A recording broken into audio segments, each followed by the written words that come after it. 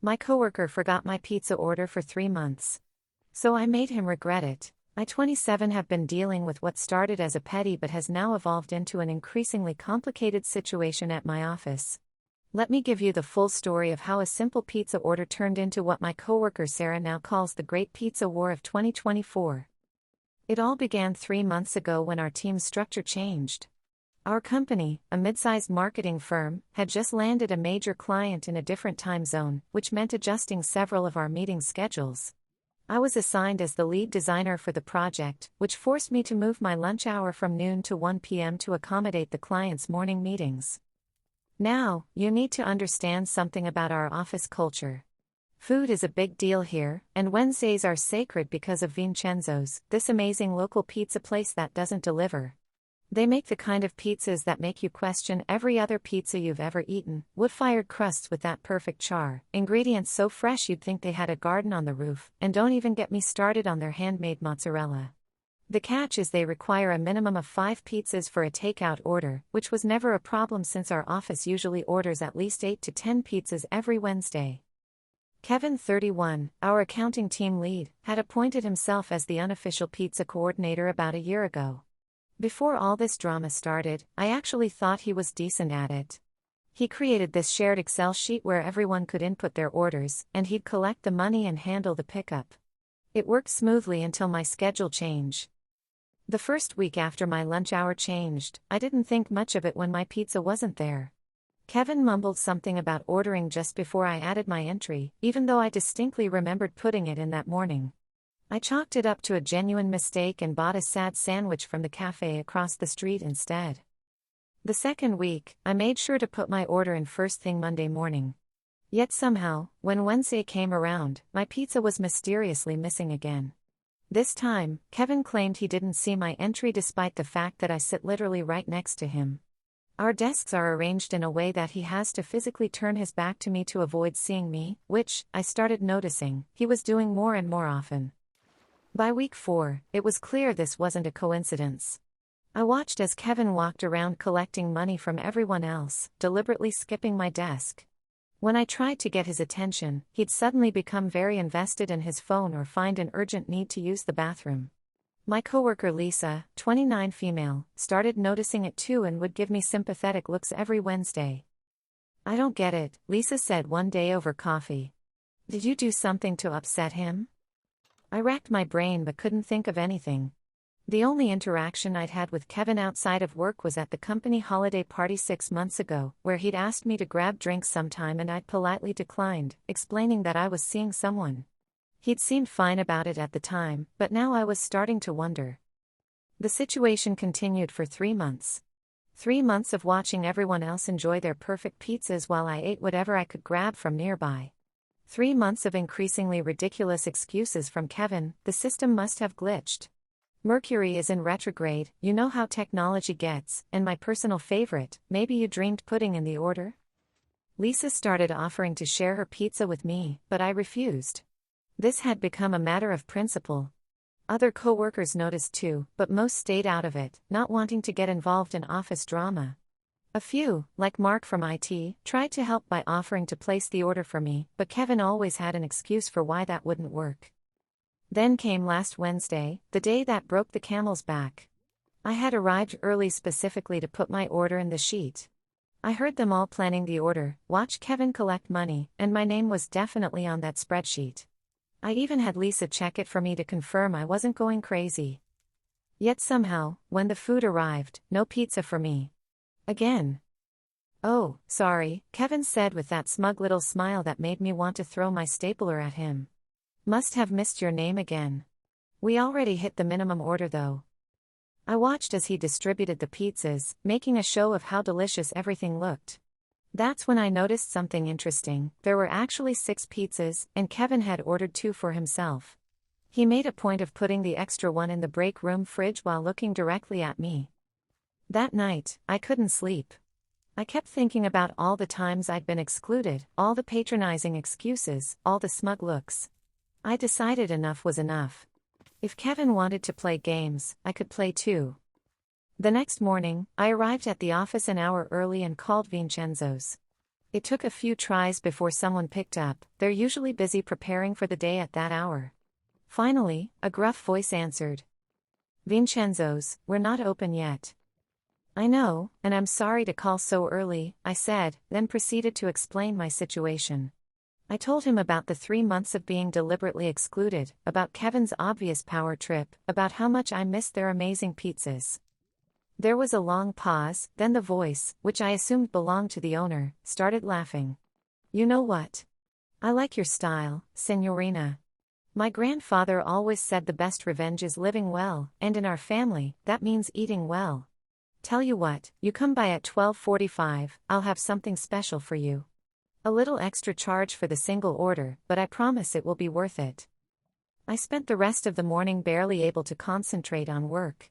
I watched the usual Wednesday pizza routine play out, Kevin collecting orders and money, the delivery arriving at noon, everyone gathering in the break room to collect their shares. I pretended to be absorbed in my work, but I was watching the clock like a hawk. At 12:45, I slipped out quietly.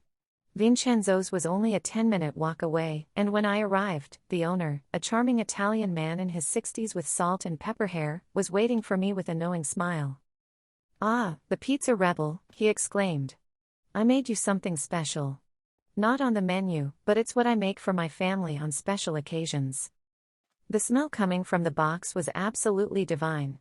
I could detect truffle oil, fresh herbs, and something else I couldn't quite identify but knew would be amazing. I returned to the office at 12:55, 5 minutes before my lunch hour.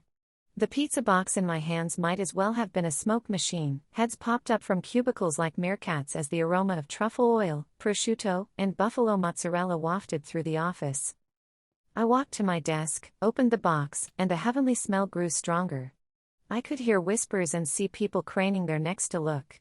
Kevin, who had been eating his second pizza at his desk, suddenly stopped mid-bite. Is that Vincenzo's? Rachel from marketing asked, clearly confused. But I thought they had a 5 pizza minimum.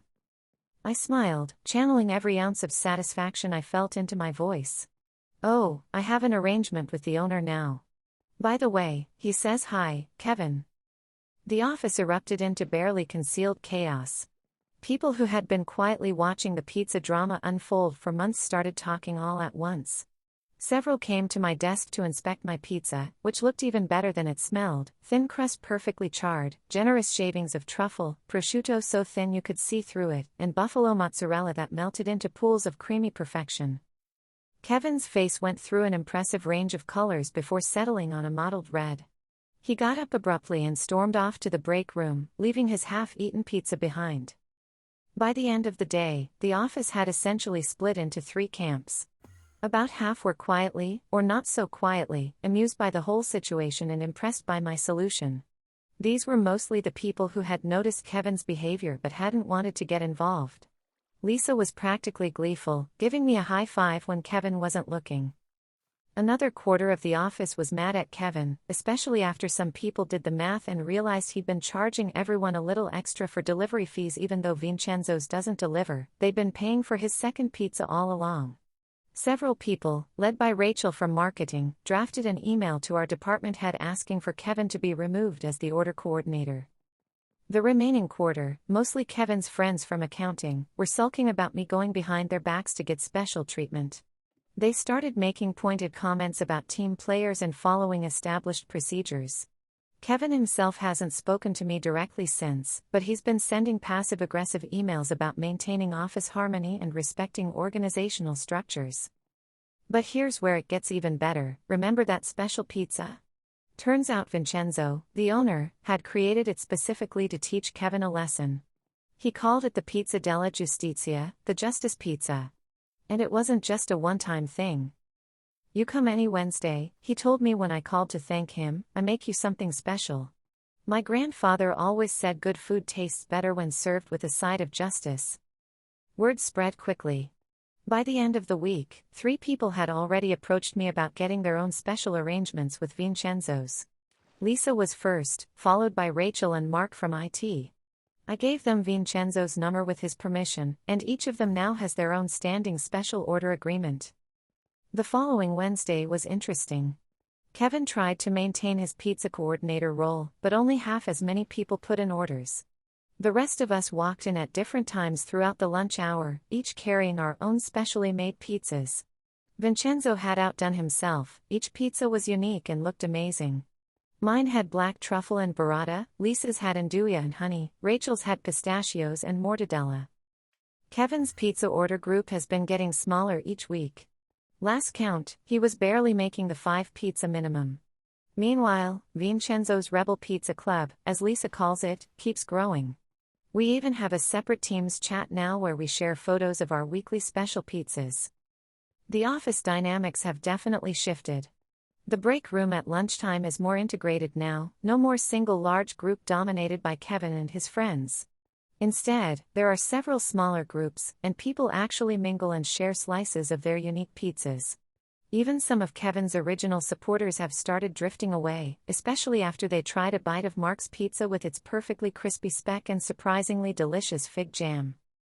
Yesterday, I overheard Kevin complaining to HR about how I'd disrupted the office culture and undermined established social structures. Hannah from HR just smiled and asked him if he'd ever considered that excluding someone from office activities for 3 months might also count as disrupting office culture. He didn't have much to say to that. The whole situation has evolved far beyond what I expected when I made that first early morning call to Vincenzo's. What started as a way to deal with a petty exclusion has turned into something that's actually improved our office dynamics. People who never talked much before are now having conversations about food and sharing recommendations. The break room feels more welcoming, less cliquey. And me? Well, I'm enjoying my weekly pizza della giustizia, each one more creative than the last. Today's had black garlic, specialty mushrooms, and a drizzle of white truffle honey that made even Kevin's remaining supporters cast envious glances at my desk. Vincenzo says he's thinking of adding a Rebel menu to his regular offerings, inspired by all the special pizzas he's been creating for us. He's even talking about naming one after me, La Pizza della Ribelle, he calls it. The girl who started the pizza revolution. Was it petty? Maybe. Did it cause some office tension? Definitely. But every Wednesday, when I take that first bite of whatever amazing creation Vincenzo has made for me, I can't help but think it was worth it. Sometimes you have to shake things up a little to make things better, even if it's just about pizza. Besides, as Lisa said while we were sharing slices of our respective pizzas yesterday, who knew office politics could taste so good?